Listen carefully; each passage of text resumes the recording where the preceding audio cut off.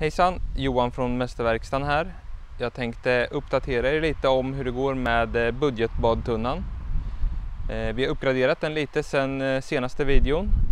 Så vi har bytt ut värmekälla och satt dit ett sandfilter och en annan pump.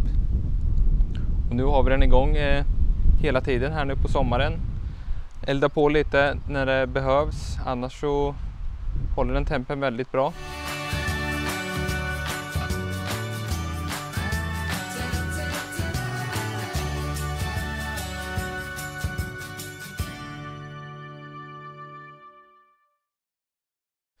Badtunnan är ju i drift nu med samma vatten. Lite över en månad har vi haft den. Och lite klorering och lite filtrering så ser det faktiskt riktigt bra ut. Och så här ser det ut just nu. Klart och fint vatten. Vi har en liten klorboj som flyter omkring där. Sen har vi då den största uppdateringen är ju vattenmantlad kamin som vi köpte begagnad. Ett jädra ös i den och den blir inte ens varm här uppe på även om man tokeldar. För det är ju vatten runt omkring på alla sidor här. Och man får plats med ganska mycket ved.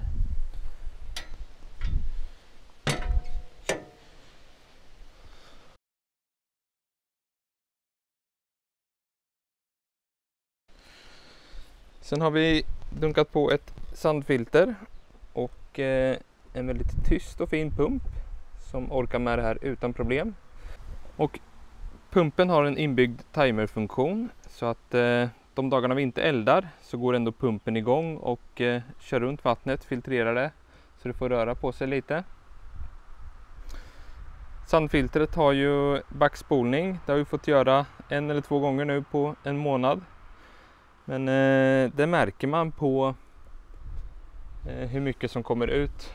Det är själva trycket som kommer ut ur anslutningarna där. Och så finns det även en manometer att hålla koll på när det börjar bli dags att backspola.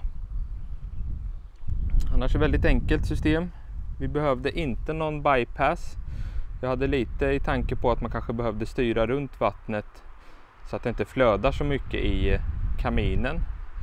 Eller fullt flöde beroende på hur mycket man eldar. Men elda lite, elda mycket. Det spelar ingen roll, det funkar jättebra. Som sagt, det är riktigt bra drag i den här kaminen med. Sen har vi försökt med någon sån där undervattenstejp här att täcka den här fula skarven som tyvärr blir. Och det blir skapligt faktiskt. Som jag sa, kaminen är begagnad. Kommer inte ihåg vad vi gav, men de är rätt så dyra nya och det förstår jag för de är riktigt effektiva.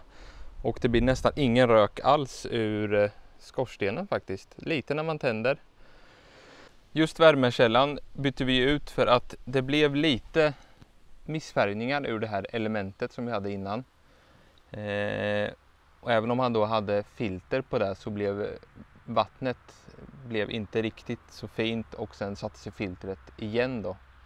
Väldigt ofta eller ganska fort. Men med den här kaminen så blev det riktigt bra. Som sagt, håll ögonen på begagnadmarknaden så kan man hitta en sån här för skapligt pris. De är väldigt dyra nya. Men det kanske är värt också. Är man nöjd med om man har byggt en tunna så är det här som saknas för att få en riktigt bra verkningsgrad, klart och fint vatten, lätteldad. Ja, riktigt bra. Så det var en liten uppdatering om badtunnan. Vi får se vad vi hittar på nästa gång. Hej då!